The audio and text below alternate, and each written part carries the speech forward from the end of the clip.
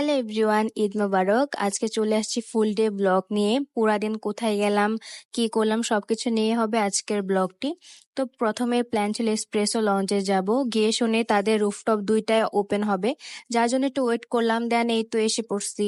প্লেসটা অনেক সুন্দর। তোমরা যারা ভাবতেছো ঈদে কোথায় গেলে ভালো ছবি আসবে, এখানে যেতে পারো। এই যে এই তো রুফটপ।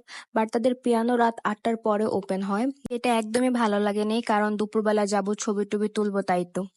এরপর চলে আসছি ট্রি হাউসে। যেহেতু বলেছি আজকে আমি ফুল ডে ব্লগ দিব, তো এই তো লাঞ্চ করার জন্য এখানে আসছিলাম।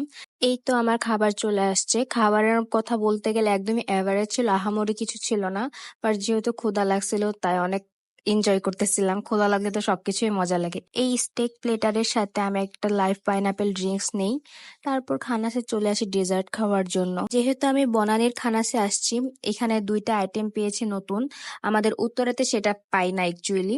এটা ছিল বানভান ড্রিঙ্কস, আর একটা ছিল চিজ বেরি ক্রাশ, মেবি এটার নাম ভুলে গেছি। এটা এত মজা ছিল, ও মাই গড, মানে বেস্ট। মনে হয়েছে যে না, দিন শেষ একটা ভালো কিছু খাইছে। এই যে আমার এক্সপ্রেশন দেখলে বোঝা যাবে যেটা কত মজা ছিল ভাই।